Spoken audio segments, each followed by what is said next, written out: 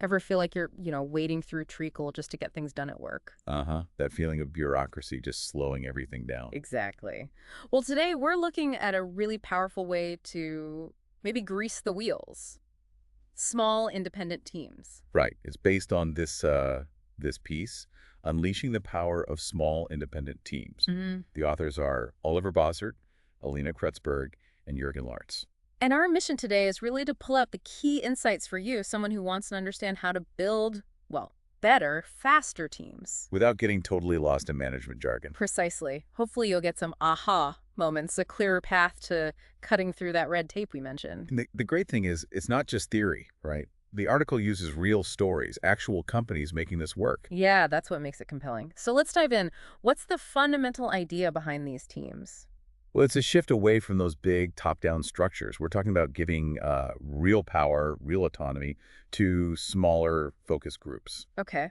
And how do they define these teams? They're described as like tight-knit units. They have all the different skills they need right there within the team to tackle whatever their specific goal is. They even bring up that classic two-pizza rule from Jeff Bezos. Oh, yeah, I've heard that one. If you need more than two pizzas. Then the team's probably too big. Uh, Yeah. I mean, think about what that implies for just communication and keeping everyone aligned. Definitely simpler. So, okay, let's unpack this idea of embedding specialists. You mentioned they have all the skills within the team. Right.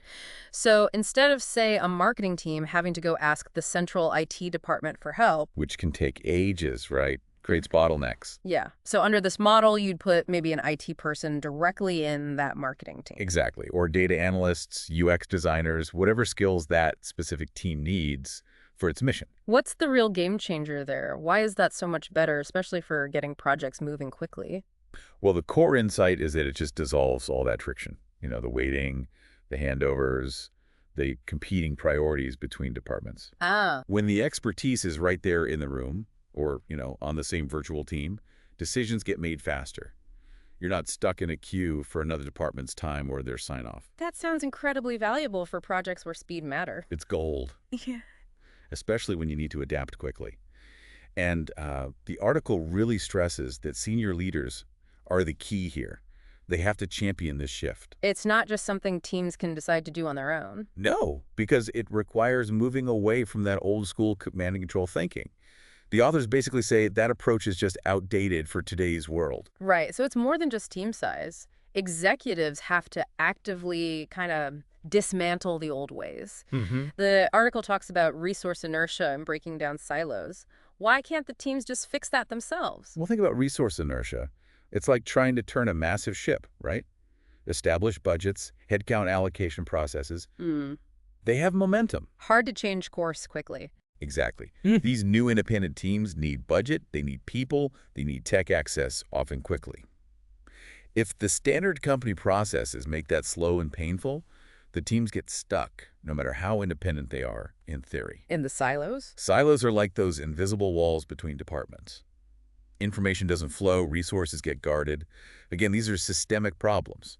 An individual team can't just decide to tear down a company-wide silo. So it needs that top-level intervention. Absolutely. Senior execs have to clear the path, change the systems, break down those barriers. The teams can't do it alone. Okay, this sets us up perfectly for that example in the article. The European bank dealing with new KYC rules. Yes, the Know Your Customer regulations. This is a fantastic illustration. So the rules changed, allowing banks to verify customer ID remotely using video chat. A big opportunity, A potentially. huge one. And the bank had this existing small independent KYC team. Because they were already set up this way, they immediately spotted the chance to use this new rule to win new accounts. Fast. Crucially, the team already existed because leadership had decided on this structure beforehand. That's the key point. The foundation was there. It wasn't a reaction. It was proactive design. But it wasn't just having the team, was it? The article mentions complementary reforms? No, definitely not just the team. That was step one. But the bank had also done the hard work of clearing out the undergrowth, so to speak. What kind of undergrowth? Those slow, multi-layered approval chains, the really cumbersome annual budgeting cycles, rigid governance rules that stifled initiative. Right, the usual suspects. Exactly. And getting rid of those, or at least streamlining them significantly, was critical for the KYC team's speed. So what did that look like in practice for the team? Well, for instance, they had the authority to actually act. They could tap into pre-allocated funds without writing a massive proposal and waiting weeks for budget committee approval. Wow. That sounds liberating compared to the norm in many big companies. It's night and day, isn't it? And it wasn't just money. They also had more freedom to bring in outside help. Ah, okay. So contractors or specialists? Yeah, their HR and procurement processes were loosened up, allowing the team to quickly hire external contractors, maybe for specific software development tasks, without getting bogged down in months of internal process. And the IT side, often a bottleneck. They tackled that too. Their IT systems were apparently more modular, more flexible, making it easier to integrate new customer-facing tools. Plus, they'd moved away from that old waterfall development model. Where you plan everything up front and hope for the best. Pretty much. Instead, they were using a more iterative approach. Build something small, test it, get feedback, improve it, repeat. Much faster learning cycles. So what was the bottom line, the impact of all these changes working together? It was dramatic. The article says the KYC team developed and launched this whole new digital verification service in weeks. Weeks, not months. Weeks, compared to what would likely have been many months, maybe even a year, under the old system. That's a massive difference in time to market. Incredible. And what were the senior executives doing while all this was happening? Good question. They weren't micromanaging. They'd set the key performance measures, they monitored progress, but mostly they stayed out of the way unless the team hit a roadblock they couldn't solve themselves. So more enabling than directing. Exactly. Providing support, removing obstacles that the team flagged, trusting the team to deliver. That bank example really brings the potential benefits to life.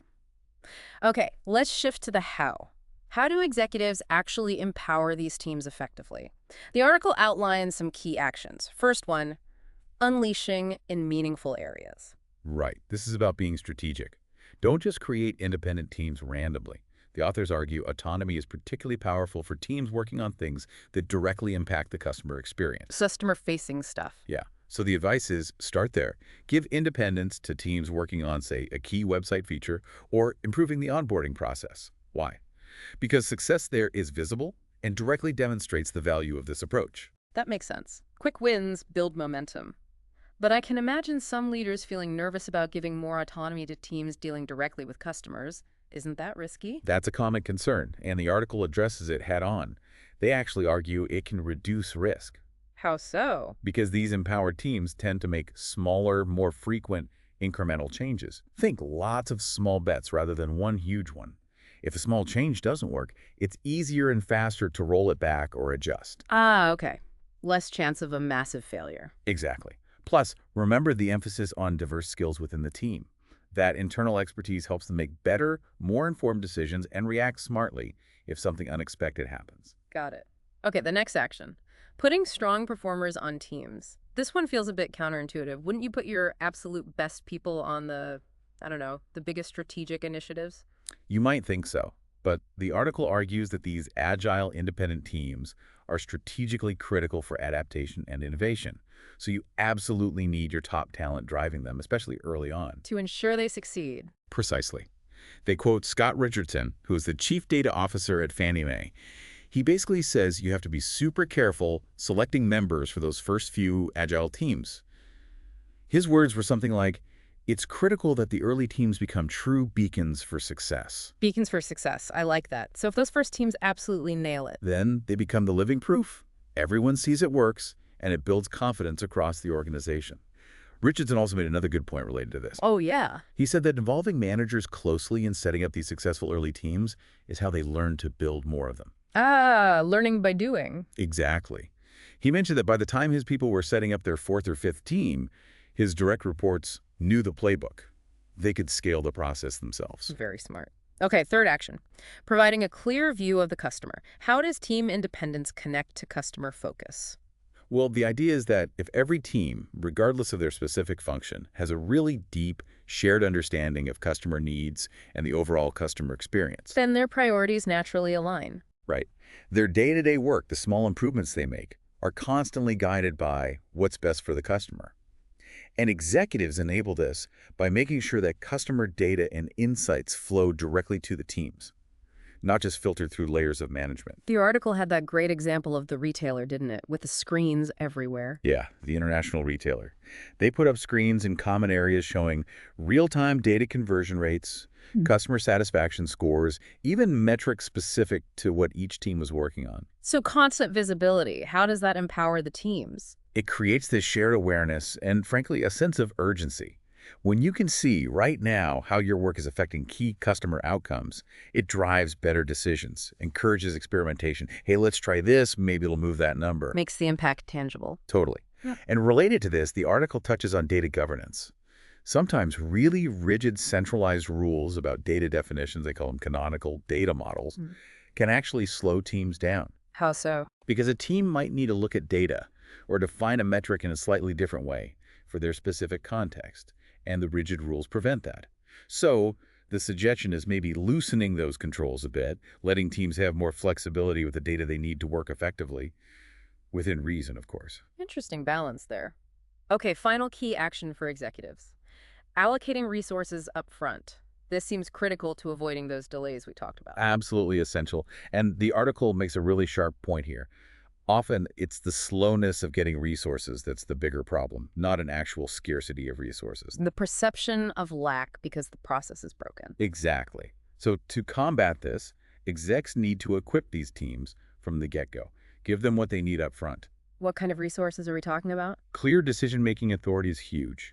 The ability to quickly hire or contract help, like we saw in the bank example, dedicated operating funds they can draw on without tons of approvals, and the right digital tools and platforms. Like a self-service approach. That's the phrase they use.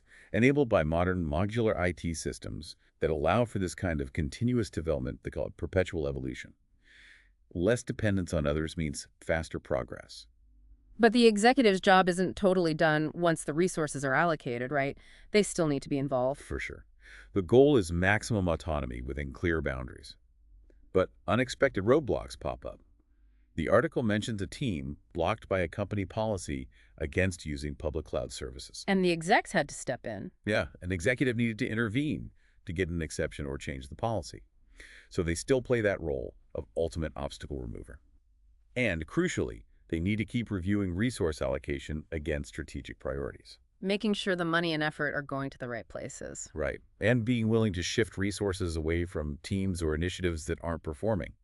They even reference McKinsey research, linking that kind of dynamic reallocation to better growth and profits. Okay, that covers the executive actions. But this whole shift massively impacts middle managers too. The article talks about the role of the agile manager. What's the core change for them? It's a fundamental transformation. They have to move away from being the director, the planner, the main decision maker. The traditional boss. Yeah. And become more of an enabler, a coach, a supporter for these empowered teams. They need to get really comfortable with agile ways of working themselves. And the article highlights 3 key behaviors execs should encourage in them. That's right. 3 main shifts in how managers operate. Okay, let's break those down. First one, defining outcomes, not paths. What does that mean practically? It means instead of telling the team how to do something, I want you to implement this specific feature using this exact process. The manager focuses on the what and the why. The end goal. Exactly. Defining clear business outcomes using real-world metrics. We need to improve customer conversion rate by X%, or we need to increase user engagement with this feature. And the team figures out the how. The team gets the freedom and responsibility to determine the best path to achieve that outcome. Remember the retailer example. Teams were tasked with boosting conversion rates by 30%. One team, focused on email campaigns, decided to test sending emails triggered by abandoned shopping carts. They didn't need layers of approval to try it. They just did it, measured it, and learned from it. That's the outcomes, not paths idea in action. Okay, second behavior for these agile managers. Stepping inside to enable success. Sounds involved. It means they need to be closer to the team's actual work, but in a different way. Not hovering, but available and informed. Ow. Maybe joining the team's short daily stand-up meetings. Not to direct, but to listen, understand progress, hear about impediments the team is facing. So they can help clear those roadblocks. Precisely. The manager's focus shifts away from detailed planning and assigning tasks, and more towards communication, coordination with other teams, and problem-solving for the team. The article does acknowledge this can be tough for managers used to being in control. I can imagine. Less directing, more facilitating. Yeah. And execs can help by encouraging managers to actually attend those stand-ups. Maybe use the same agile project tools the teams use so they have real-time visibility and can offer support more effectively. Is there an upside for the managers in this? Definitely. They potentially spend less time on administrative tasks, progress chasing, report writing, and more time on higher value stuff like coaching team members, developing talent, and tackling those systemic obstacles only they can fix. Right. And there was that nice little anecdote in the article about the software developer. Oh yeah, the one who didn't really enjoy traditional management, but he thrived in this new structure as a coach. That's the one. It's a great example of how this can open up different career paths. He could leverage his deep technical expertise to guide and mentor the teams, combining technical skill with agile know-how without the parts of management he disliked. Fits the model perfectly. Okay, the final behavior. Committing to retraining managers. This feels critical, especially outside of IT. Absolutely critical. Because let's face it, in many established companies, particularly in functions like marketing, finance, or operations, managers might have zero experience with agile methods. So you can't just flip a switch. No way. Executives need to actively invest in retraining and upskilling these managers. They need help developing new ways of thinking around products, not just projects, directing via goals, not tasks, acting as stewards or shepherds for the teams. What kind of retraining works? The article suggests a few things. Formal training on new tools and agile methodologies, for sure. But also practical experience, maybe rotational assignments in areas where agile is already working well. Learning by osmosis? Kind of. Right. Or pairing less experienced managers with seasoned agile coaches or managers. And importantly, changing how managers themselves are evaluated. How so? Shifting performance reviews to focus more on the outcomes their teams achieve and incorporating feedback from the team members themselves, like 360-degree feedback, not just measuring their ability to follow old processes. That makes sense. Aligning incentives with the new way of working. Exactly. It reinforces the desired behaviors. So wrapping this up, it's clear this move to small, independent teams isn't trivial. It's a deep shift. The article references that famous Alfred Chandler line, structure follows strategy. Right. But they add a crucial modern point. Yeah. In today's world, things change so fast digitally, you don't always have time for a lengthy strategy rethink followed by a reorganization. You need the structure to enable faster strategy adaptation. Precisely. Making small, empowered teams the basic organizational unit is becoming a key way companies build in that necessary agility. But, and this is a big warning, just creating the teams isn't enough. You have to actually empower them. You absolutely have to give them the real autonomy, the resources, the cleared pathways to operate at the speed the modern economy demands. Otherwise, it's just rearranging deck chairs. So the big takeaway for executives listening is actively empower, provide the resources up front, relentlessly eliminate that bureaucratic red tape, and crucially, support your middle managers through their own transition to this new agile way of leading. That sums it up well. Companies that really commit to those actions are the ones likely to see their small teams become truly independent, innovative, and capable of delivering breakthrough results. They'll be the ones who can keep pace. It really makes you think. Consider the areas in your own context where maybe giving a small, focused team more genuine freedom, clearer outcomes, where that could unlock some unexpected innovation or just speed things up significantly. What's one piece of red tape, one frustrating bureaucratic hurdle you see, that if you could just wave a magic wand and remove it, could dramatically accelerate progress for a team like that in your world? Something to ponder. Definitely food for thought. Well, thank you for taking this deep dive with us into the power of small, independent teams. My pleasure. It's a fascinating topic. Understanding these shifts in how organizations work or could work feels increasingly vital in today's environment. We hope you'll take some time to reflect on how these ideas might apply to your own work or interests. And maybe discuss that final thought question with some colleagues. See what comes up. Absolutely. We look forward to our next deep dive exploring another key topic. Thanks for joining us.